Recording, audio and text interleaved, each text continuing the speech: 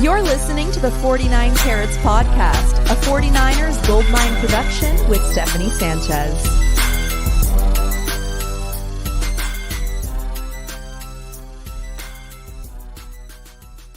What's going on, everyone? Welcome to another edition of the 49 Carats podcast. I'm your host, Steph. It is Thursday, September 26th. The 49ers are staring down a must-win game in Week 4 against the Patriots after dropping the last two.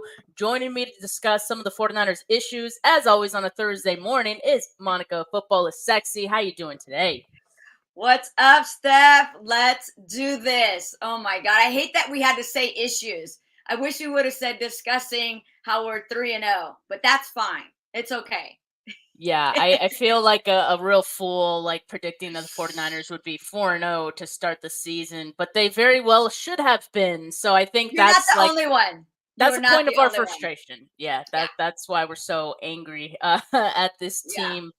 But to start off, let's talk about some of these injuries because to me that's a big reason why the 49ers are where they are. It's not an excuse. I just think like obviously they're a little discombobulated with some of the injuries, and unfortunately after Sunday, as we know, there were more, right? So Javon Hargrave, he was a do not practice in yesterday's practice. Obviously, he's out for the season, so he's going to be placed on IR at some point before Sunday, I would imagine. And they'll probably call someone up from practice squad and sign them on the 53 when that officially takes place. Then you got Trent Williams, who missed yesterday's practice with an illness. Not too worried about that. There's plenty of time for him to get right.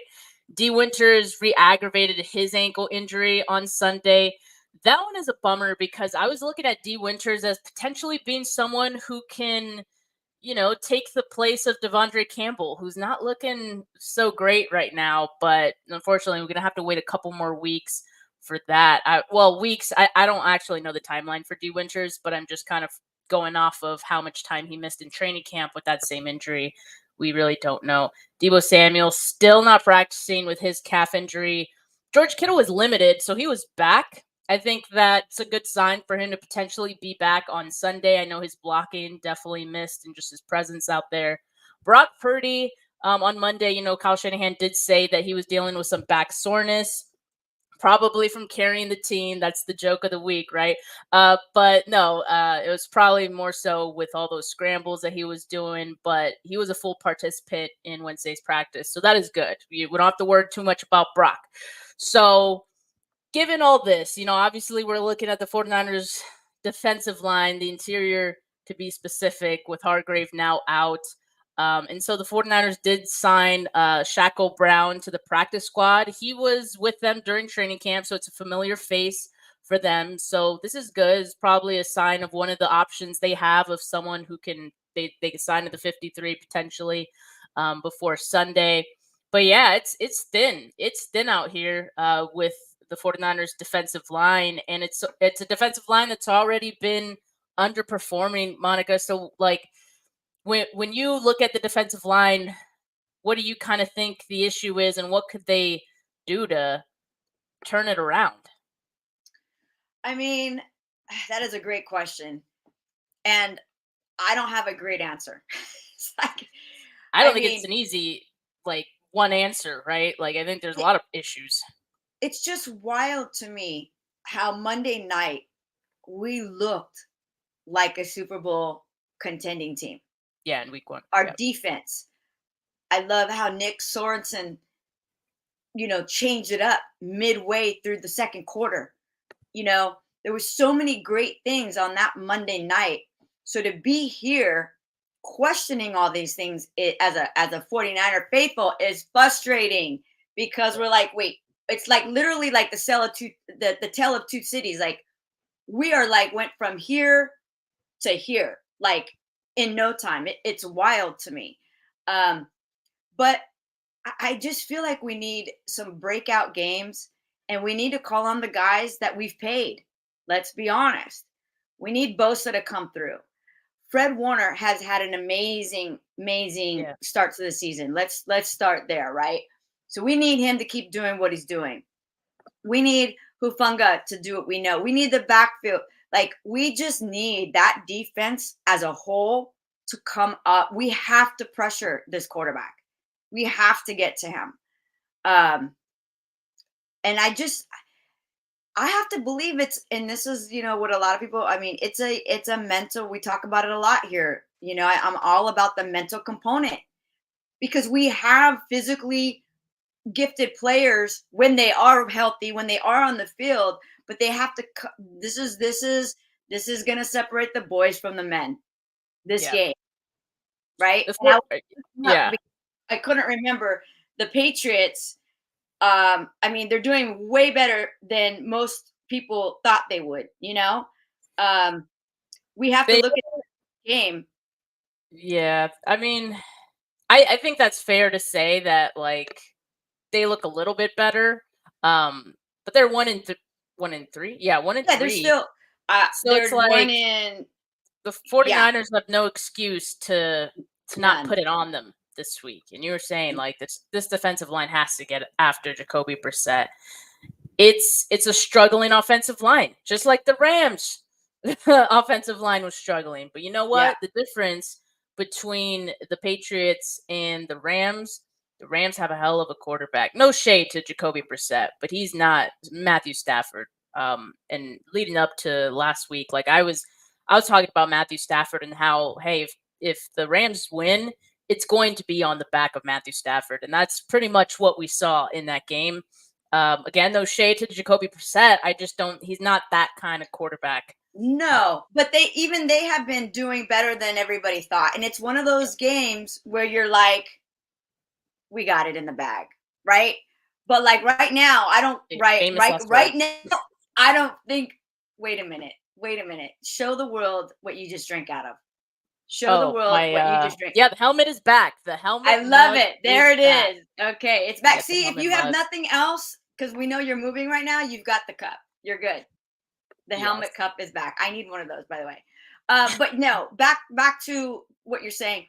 I agree with you. There's no reason that the Niners should not get that dub this Sunday. But it just right now, you're just one of the. I have a little bit of PTSD where like I really thought we were going to beat the Vikings, and that was my fault. I underestimated Sam Darnold 100%, and I have no problem in saying that because I'm sure I'm not alone on that.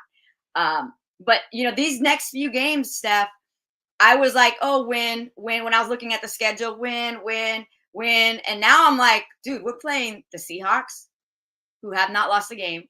We're playing the Cardinals, who are like, coming up way better than I thought too, as well. Like, so none of these games that I really thought were going to be easy wins right now, nothing feels easy.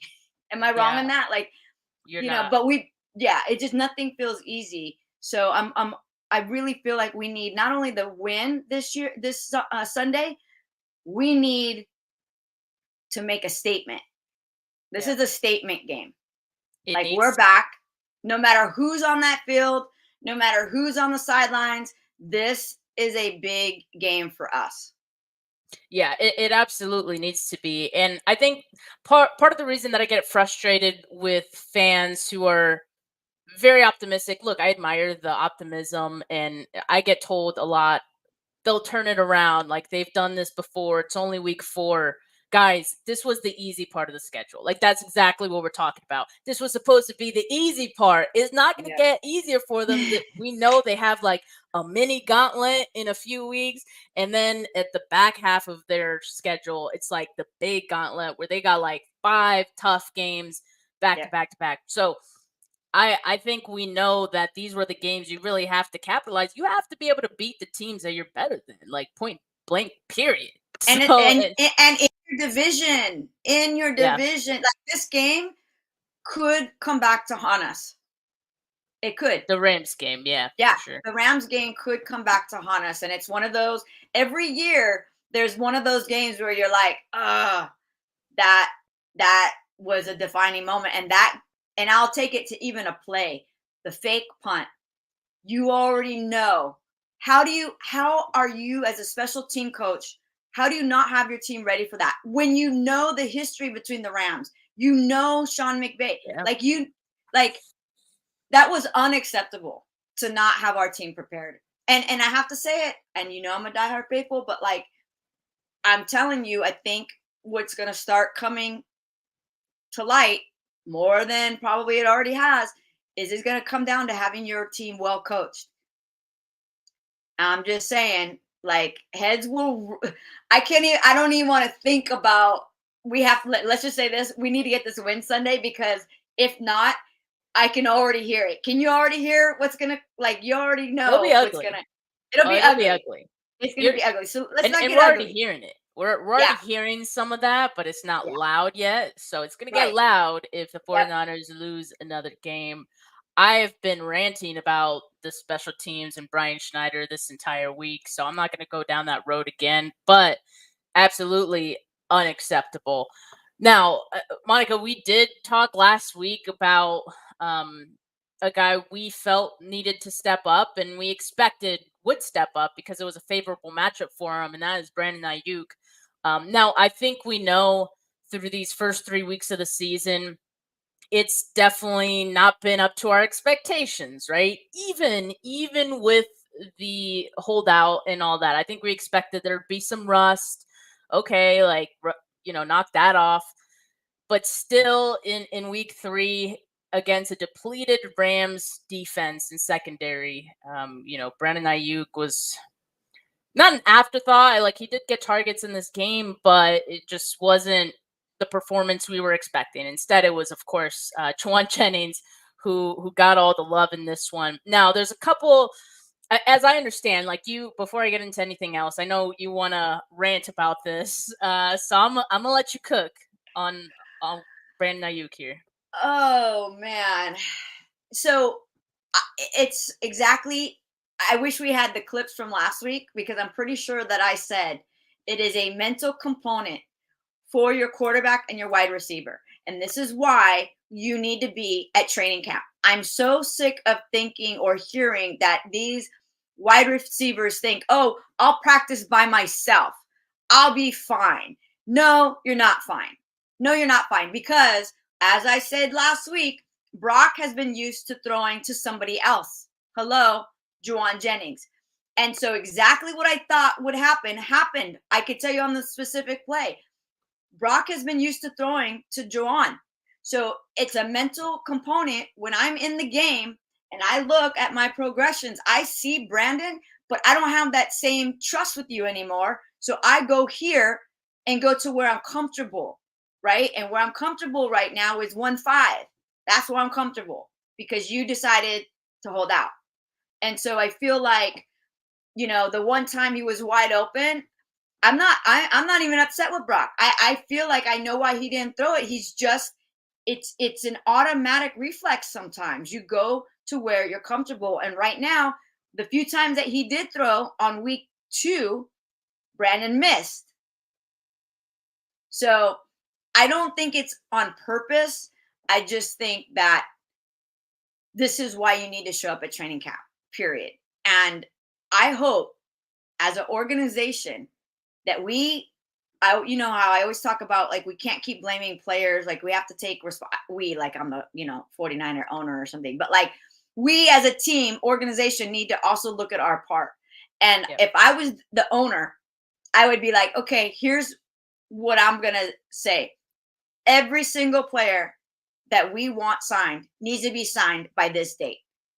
Like, as an organization, I'm not gonna go through this again next year. Yeah.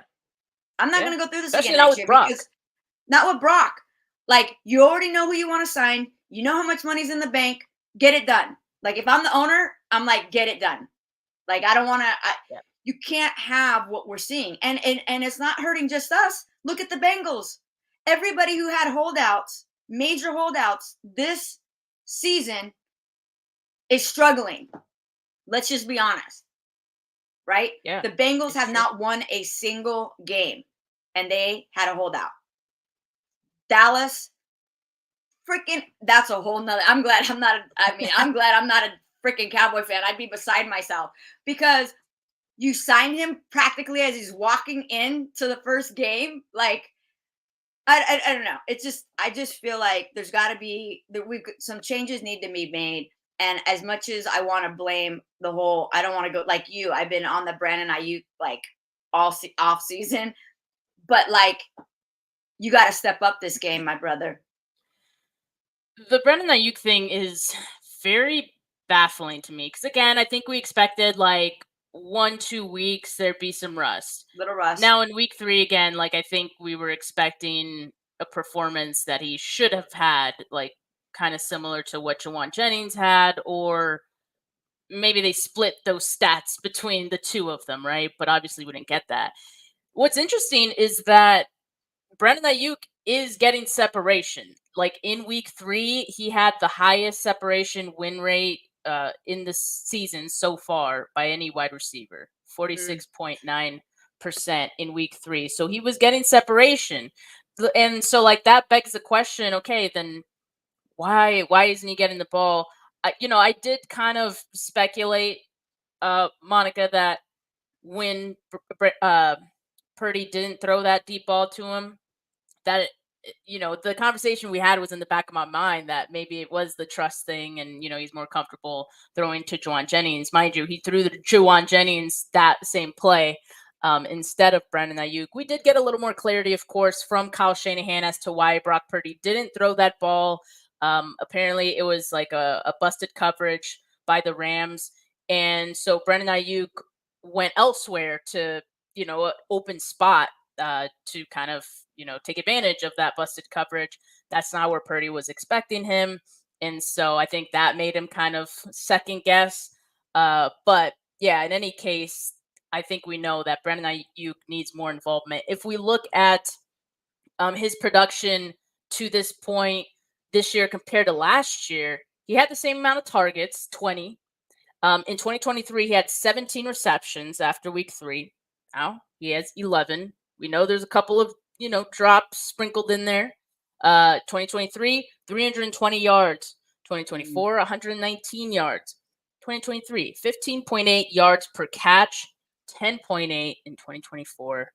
2023, 2 touchdowns. Of course, he doesn't have any touchdowns this season yet. He could have very well had one, if we're talking about that one you play. forgot one more stat, and I love this, by the way, and put $30 million in 2024. He's $30 million richer. Yeah, I mean, I think that's why a lot of people are upset, right? Like that's the frustration.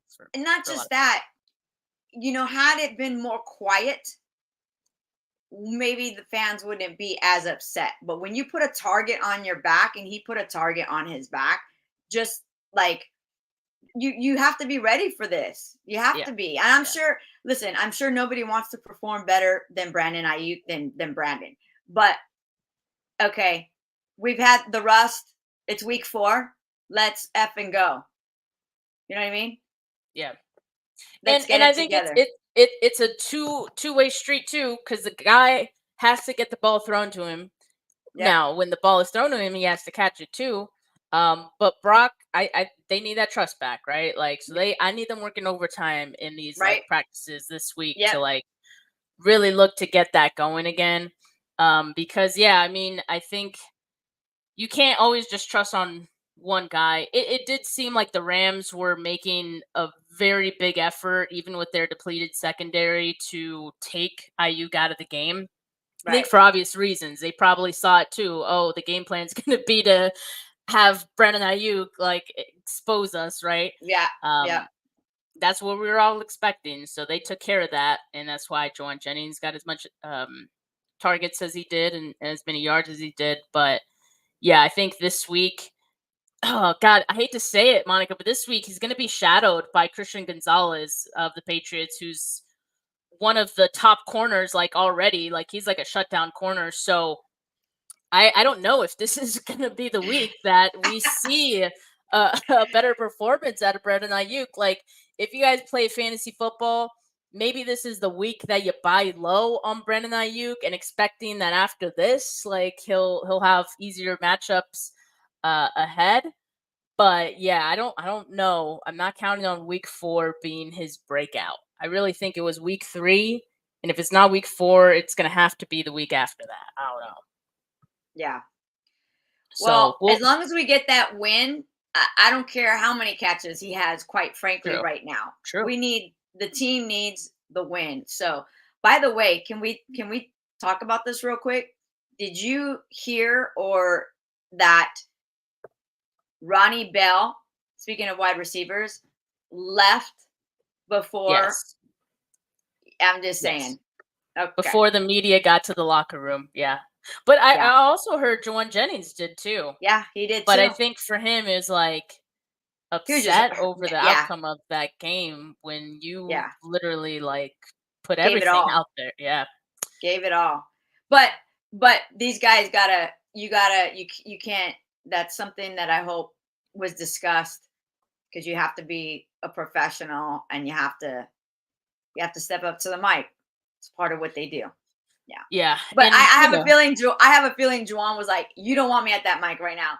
Let me do what's best for the organization and let me probably. just go ahead and Yeah. walk out right now. And in Smart Juwan's man. defense. Yeah. Yeah, because he might have said some things, that he would have regretted later. And I wouldn't have blamed him, Exactly. but yeah, he just, he was Yeah. smart to just walk Yeah. away from that. And Ronnie Bell since has spoken with the media, and he has spoken about, Brock Purdy, giving him a lot of words of encouragement and speaking to him. Now, say what you want about Ronnie Bell. I sure have this week, but I appreciate, the leadership of Brock Purdy to Yep. build up your guy. Right. I like that. So, And in now, his yeah, defense, many players have had a bad moment and turned their entire career around. yeah, Entire career. I don't want to switch sports, but Kobe Bryant, I'll never forget when he missed the last shot in the playoffs. And then look at his career. So it can happen. it could Yeah. happen. So yeah, I mean, hopefully the confidence builder is what he needed. Quite frankly, I hope we don't see him on the field again. But if he is out there, hopefully this See, I time was trying to be nice, Steph. I know. I'm glad one of us is Yeah, we got to one of balance us each is other trying out. to be nicer, and then the other one's like, no, this is We got to effed balance up. it out. Yeah, it's all good. But so one thing that Brendan Ayuk said when he spoke with the media yesterday that I found interesting, he was asked, well, I don't know what the question was, but oh, you know what? I'm just going to play the clip. Let's do it. You sense the team's defense is playing you any different this season through 3 games? A little bit different. A little bit different. They just know what we want to do, what we like to do. Me and Purdy especially. So just yeah. How do you work through that? Practice today. Trying to get in different spots, getting different looks. Work through that today. So this is an interesting comment, like saying like defenses know what we want to do. And my first thought when I hear that is like my eyes turn to Kyle Shanahan, because it's like, okay, Kyle, like if defenses know what you're trying to do, that's on you to like pivot and adjust accordingly. And so hopefully that's something that we see. I don't think it's surprising that teams know what the 49ers want to do. It's what they've been doing for several years now, right? And also like when you're without playmakers who are hard to defend, like Christian McCaffrey, without Debo Kittle, Spotlight. I think it's more amplified, right? So Right. obviously, it makes it tougher to overcome that. So, yeah, what do you think? Do you feel like he was calling out Kyle? Because I didn't see it as him calling out Kyle. I think he was asked a honest question and gave an honest answer. But it's one I want to see resolved. I don't like the answer. I don't like the vibe of the answer either. Like I don't know. Something about that whole thing just didn't sit well with me. You know what I mean? Like, I don't know. I don't like hearing, like, and I'll be honest, like even when Brock, I think we talked about it last game, or when he would, he said to the coach, yeah, your schemes had me, mess. I don't want to hear that. Yeah. I don't want to hear that kind of talk. I want to hear something like, are they playing me different? I don't know. It's not my job to figure out. But you know what? Here's what I'm going to do. I want to hear something. Give me You want something. solutions. I want solutions. I don't want, I don't really know, and I don't know. No, exactly. I want solutions. Be like, you know what? Or put it on me and take accountability. You know what? I'm not sure, but here's the thing. I know I need to do better. I need to be, I just want to hear something that isn't very lackadaisical. You know what I mean? Yeah. Like that looks That's like fair. a defeated person to me. I don't like that from our team. And I get it.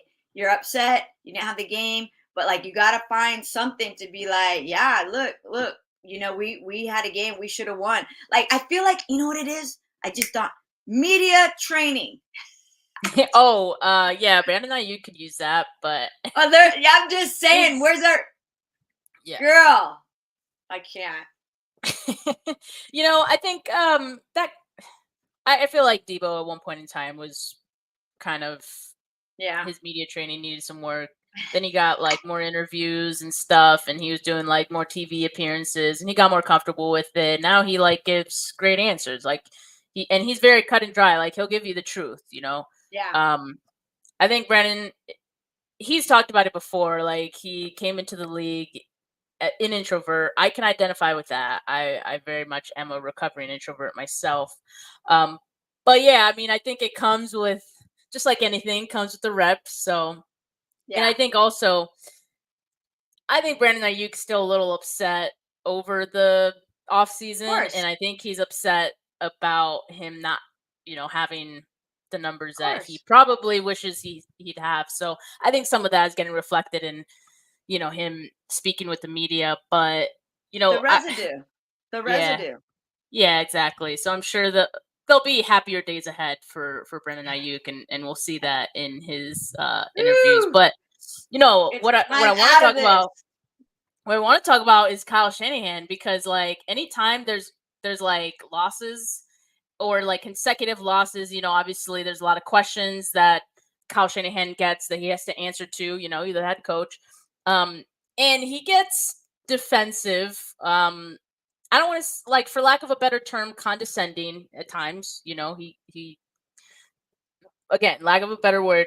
And so Matt Mayoko, trusted, respected, beat writer for this team, asked a very fair question. I'm gonna let this clip play here so you guys can see what happened. You described in great detail Monday about that busted coverage. Is there enough time in the day for you and the offense to go through all the scenarios on any given play, not only what their defense, what to do against a particular defense, but what to do if there is a bust and how they bust it?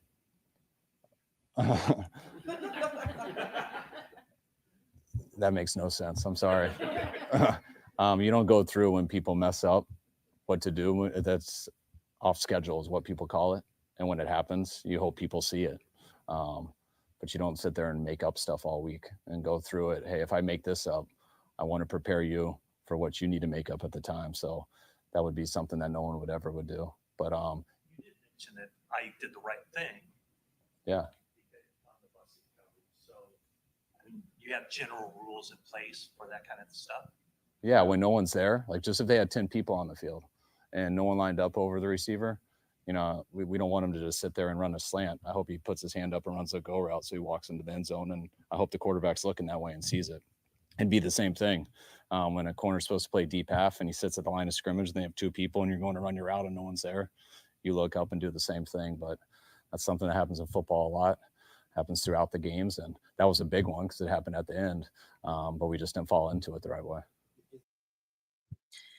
So, again, Matt Mayoko asked a fair question. It was about the busted coverage, where Brandon Ayuk kind of, went off his route path and found the open area. And so, yeah, Mayoko's basically asking, like, do you prepare your team for the scenarios where you do have a busted coverage on what to do? And Kyle says that makes no sense. A simple no would have sufficed, I think, in that case. But again, like, I think when Kyle gets frustrated, and I think Kyle is frustrated with, these two losses as well, I think he kind of takes that out in these pressers sometimes, and he gets these questions that he's not thrilled with, and you get responses like this one. Yeah.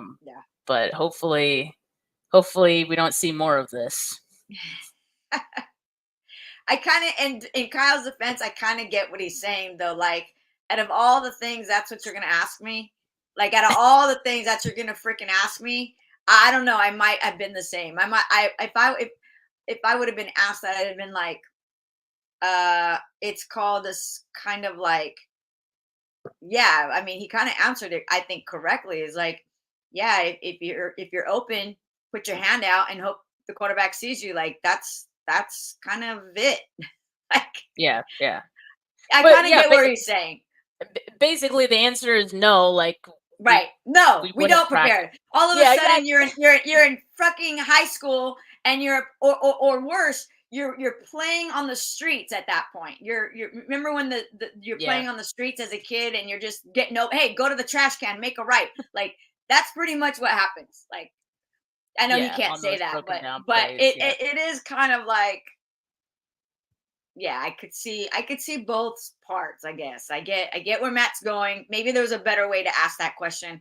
Very simply, like, hey, clearly there was blown coverage, on that Ayuk play. How would you have liked to see that go down?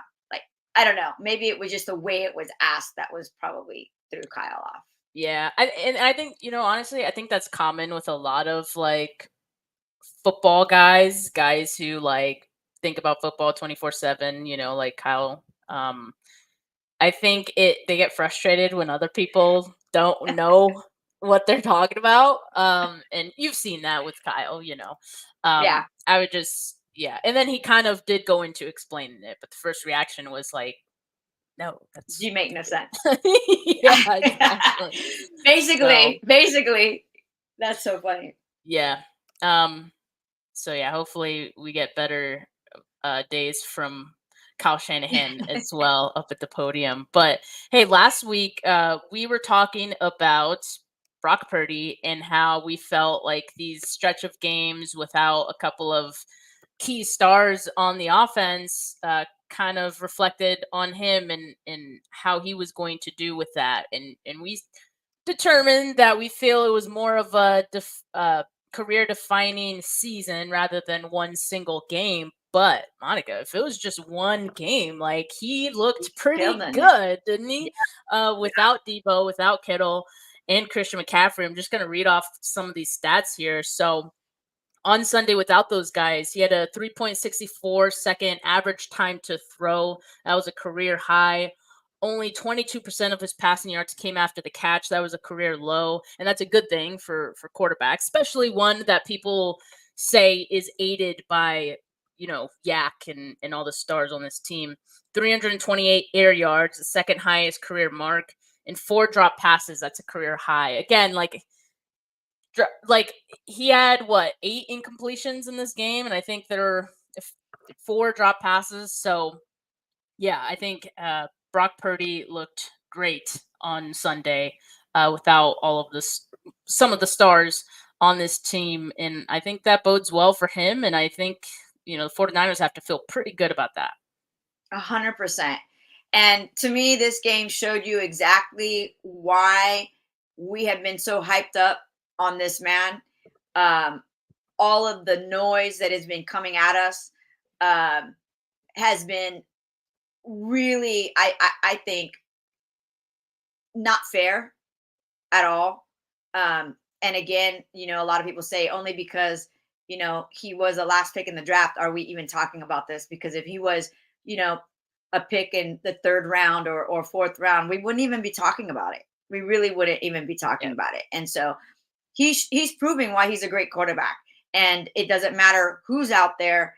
I feel like if he keeps going down this route, he's going to have about a $60 million reasons to buy more Kohl's pants and backpacks. Really. That's your favorite. That's your favorite thing. I love it. I love it. I mean, if he ever comes out in some designer, I'm going to be so on it. But honestly, really, the truth is, it's a great quarterback, and he's intentional. He goes through his progressions. He's not. I mean, you talk about these guys like Josh Allen who literally can't hold on to the ball. I mean, Brock is maybe 3 or 4 inches shorter, but he holds on to the ball and he makes his completions. He's literally been top 3, top 5 consistently in all categories when it comes to a quarterback. Like, why are we still having this conversation that this guy is not who he is? This is like what season? What are we in, 3? Yeah. You know, Yep. and doing things that somebody like, sorry, Dak Prescott, who's been here 8 seasons, hasn't even done for his own team. So, and I don't mean to throw Dak under the bus, but I'm just saying, like, this guy's the real deal. And so we're definitely looking at our franchise quarterback. It is what it is. Joe Montana, Steve Young, Brock Purdy, those are going to be all in the same. I believe that those names are going to be held together when all is said and done. Yeah, and I want to put this comment up by Corey because I've talked about Purdy since Sunday and how good he's looked, and Corey, it kind of reminds me that it is a bad Rams defense. When you take that into account, I think yes, like obviously we need a bigger sample size of Purdy without some of these guys, and to really. But No, Corey, look what he did against the Jets, who was supposed to be one of the top defenses too. and that's without McCaffrey. And I think we're expecting Kittle will probably be out, Kittle will probably be back this week. But they'll still be without Debo and McCaffrey, if I had to imagine, on Sunday against the Patriots. So I think that's another, good opportunity to evaluate Purdy and who he is. But I think based on the information we do have right now, I think it looks really good. And I'd be feeling really confident about making the decision to call Brock Purdy the franchise quarterback who deserves, X amount when the season is over, based on what he's done so far. And let us not forget, Corey, out there, don't forget last year, 2 back-to-back games against great teams where we came back 17 points or whatever, back-to-back. That last year, if he can continue that was all him. He's running. Yeah. He's running when it counted. Look at what he did against the Rams on Sunday, putting that extra ball, putting the ball out, getting that, make sure we have that first down. He's mentally prepared. And I don't know, listen, I don't hang out with Brock. Brock doesn't know I exist. But I'm telling you, I feel like what we get with Brock is a very serious quarterback who takes the time to study, who is well prepared, who doesn't have site issues. Like, his personal life is intact. He doesn't talk a lot. You've got a guy who's locked in, competitive, a good dude, and doesn't talk a lot. Do you get what I'm saying? Like, he's humble. We have a humble quarterback. And I guess that's why I always talk about the Coles, because what that tells me is, like, you're just a humble guy. And the motivation is right on point. And I think he just wants to be a great player in the NFL and do good things on the off season. And I like that. And so I'm excited that we have a quarterback like this. I really am. A leader. He's turning out to be a great leader. Yeah, I'd agree with that. I guess, like, Corey, again, I appreciate the discussion. I just want to ask. Yes, I do, Corey. You, Corey, what you would want to see from Brock to, I guess, be sure that, this is the franchise guy and he deserves to get paid. Like, what more would you want to see?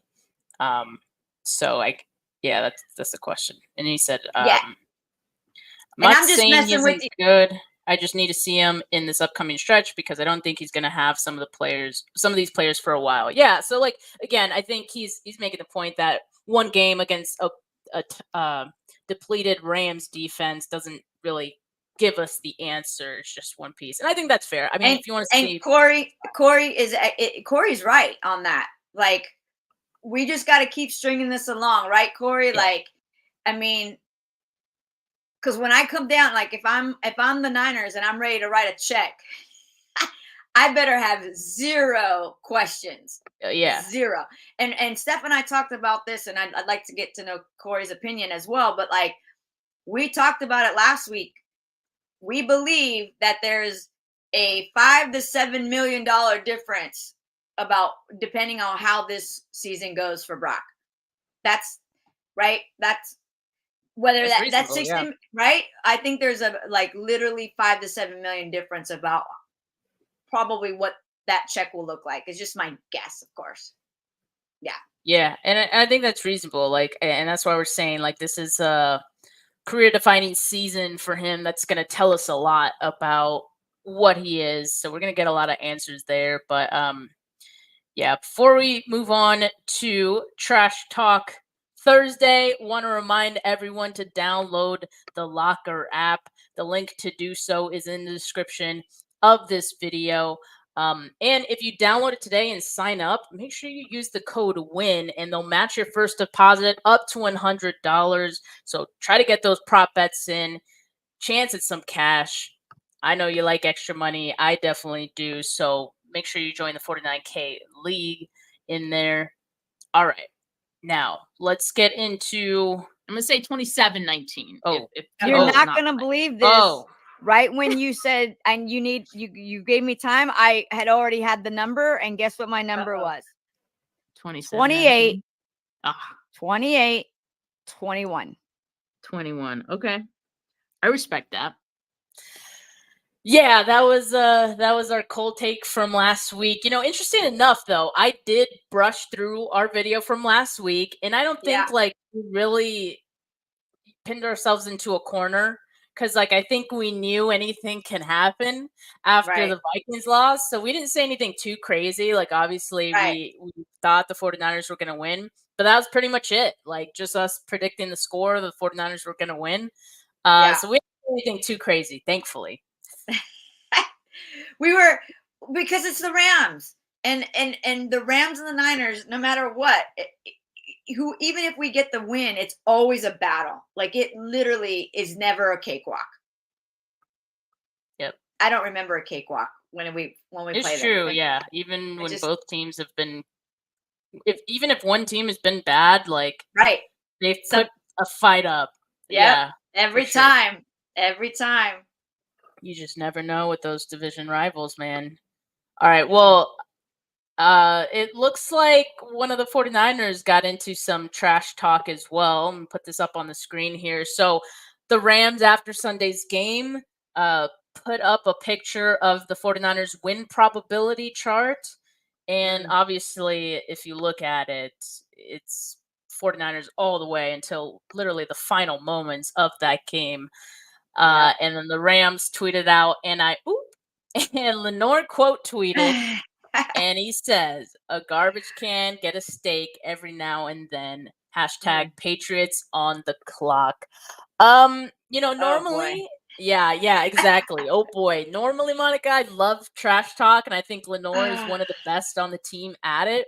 But when you've lost 2 in a row, I don't care for it. It's just like, show me on the field. Like, prove it to me.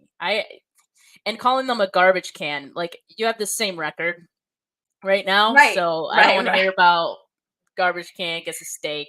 In this case, the 49ers a steak because, like, I don't know. Again, you guys have the same record. So I don't know if I loved this, but hopefully this translates onto the field on Sunday. Yeah, I'm all about, I'm just that humble girl. Like, I trust me. Even when we win, I still like to keep it, like, classy. And I've never been real big for trash talk. Especially when we're not winning. Yeah, like there's a time and place. There's a time and a place, and right now, and for nothing, they have more Super Bowl rings than us as well. So, I mean, there's a lot of clapbacks that could come after Lenore for that one, you know. But like I said, hey, if that's what he's feeling right now, let's put it on the field and let's put it on the field and let's get it done because we need it. We need it. Really. But that's pretty funny. It's the energy that we want to see, just not on your social media account, until Right. you actually get the dub, then that's Right. cool. All Yeah, right. exactly. I Which, always am about like, let's not give the other team more reason to yeah. get fired up. Like I'm always Yeah. like, can we just keep it on lock until we get what we need to get done, you know? Yeah. Which, and Patriots on the clock, like, I don't even know what that means here, That but means they're next. But we they're didn't even win next. but we didn't. They're Yeah, next at exactly. what? We lost last week. They're not next. Exactly. That's why I'm. So That's why I confused. like. I thought it was. I thought it was pretty funny. But anyway, yeah. I. I love Lenore. I think he's Uh, done great through this season. To his credit. All right. yeah. So, but yeah, hopefully he could get the band together and get this dub. Let's see what Patriots fans are saying about this week's matchup. I looked through Patriots Reddit. I looked through some tweets, and this is what they had to say. All right. So Patriots in Depth says Niners week, we're getting cooked. Someone else said we're in danger. 49ers get right game against us. LOL. If the Rams can beat the Niners, the Patriots can beat the Niners. We're on to week 4. So you got some confidence in some of these guys. Southern fan says, we just got murdered by the Jets, bro. I wouldn't get your hopes up. LMAO. Another fan says, the Patriots don't have the offense to push the ball down the field like the Rams do. Pats don't stand a chance.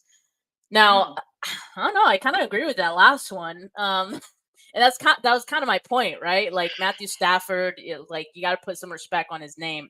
Right. Jacoby Brissett, not exactly that. Right.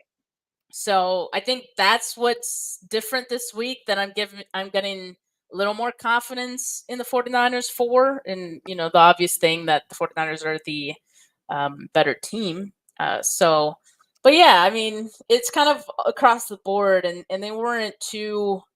I didn't see anyone too overconfident about this game either. I think Yeah. for good reason, just based on where they're at. But yeah, I think it's Yeah. gonna be a fun one.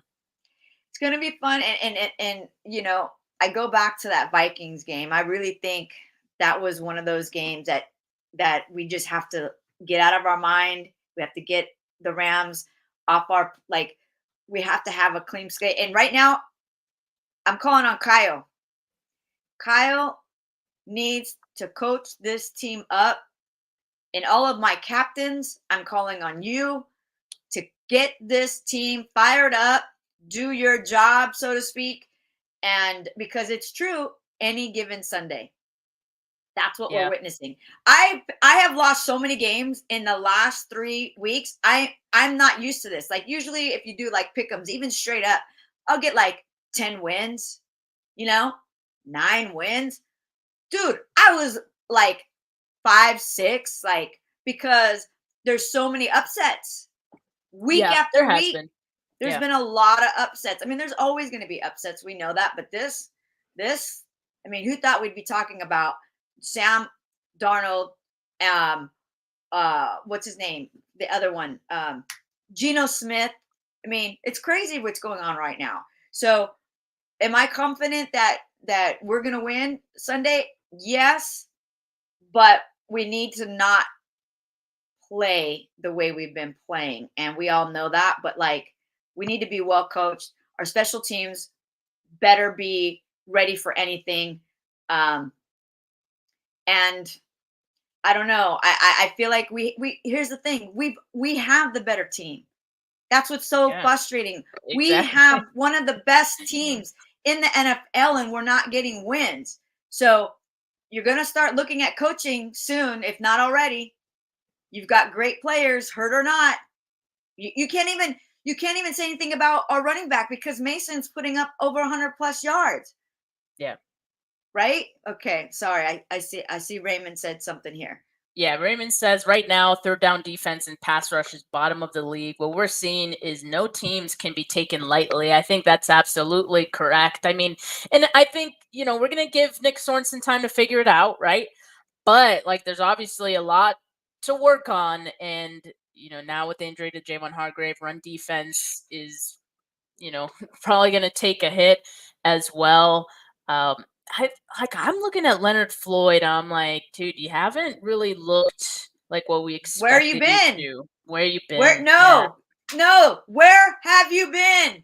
Like Floyd, let's go. I forgot he was on the team.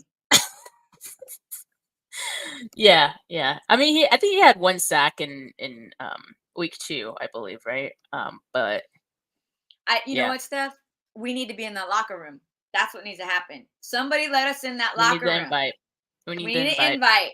Let's Pump get them an up. invite. You know what? Can we do that?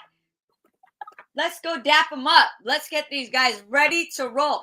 Raymond, don't you think we could do that? Don't you think we could be that hype team in that locker room and get our boys rolling? I think so. I think someone needs to take a look at that and get us on the field at minimum.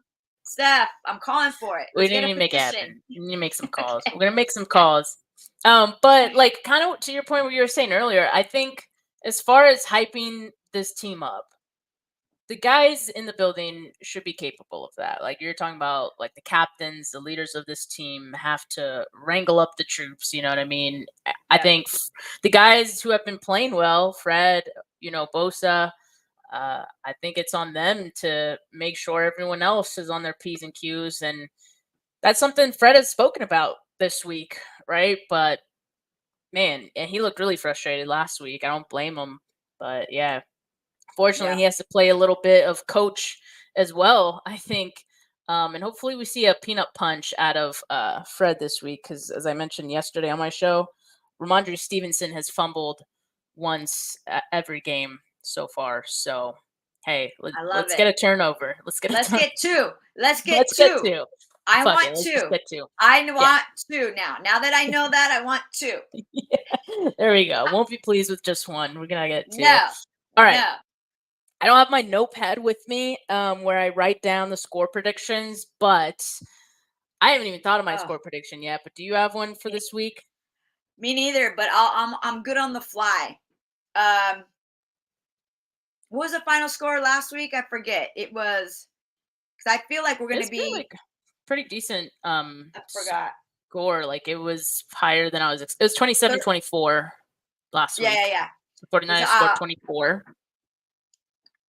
So I'm feeling, I still feel like and I wasn't that off. What was it? 27-24, and I said 28-21, right? Yes, that's what you said. See, look. Just for the wrong team. Right.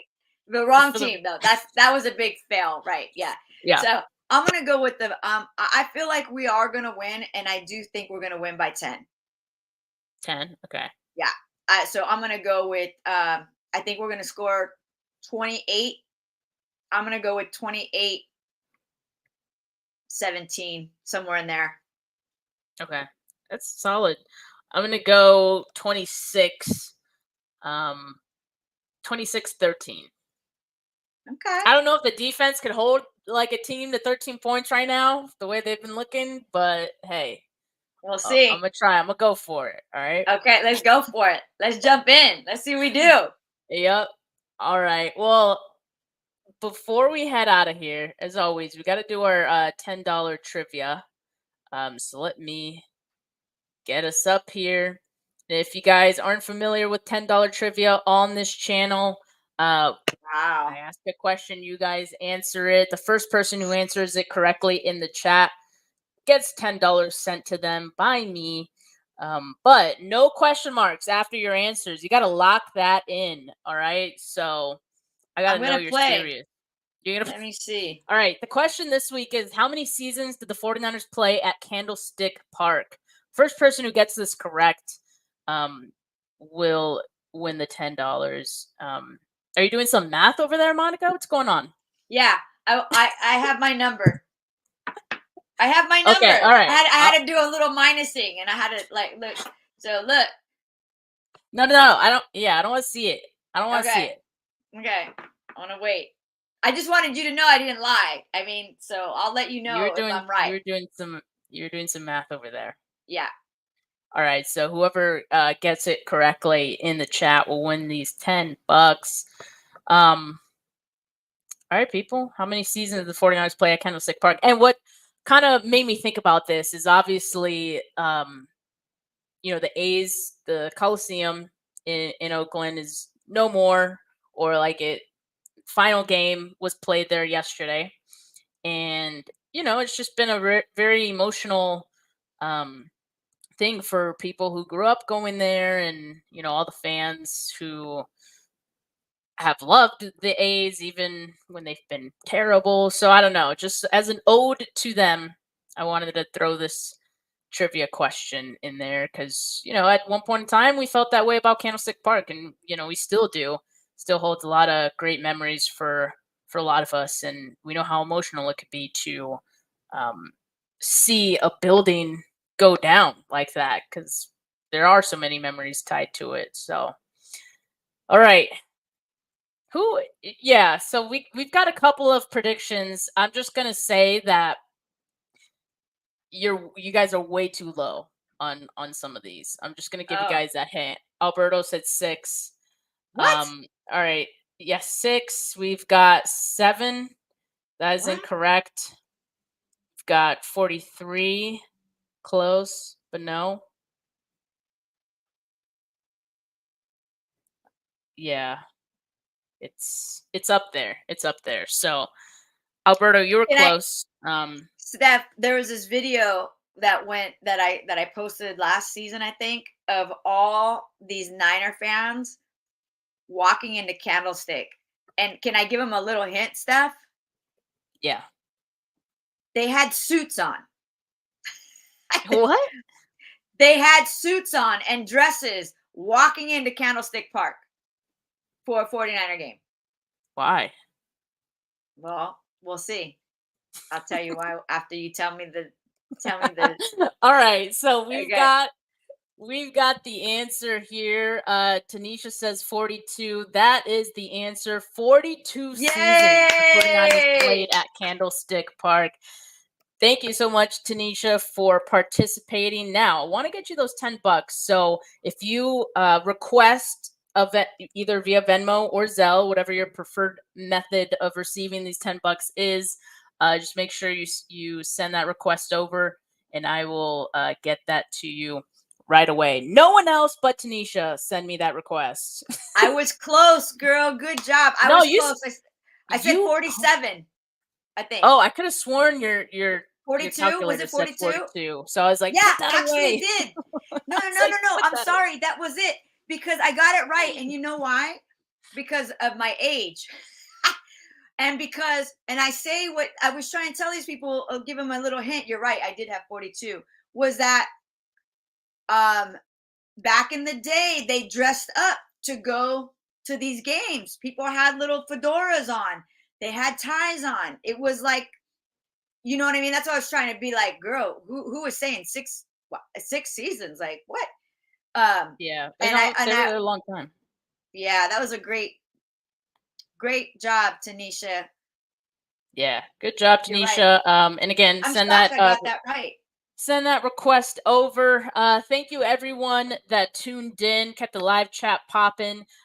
Make sure you guys like this video if you haven't yet. Make sure you subscribe to the channel if you haven't yet. Also, download the Football is Sexy app. Follow Football is Sexy on Instagram. That's where Monica posts all her great content. And you guys don't want to miss out on that. But for now, from me, from Monica, have a good rest of your Thursday, folks. Peace. Peace.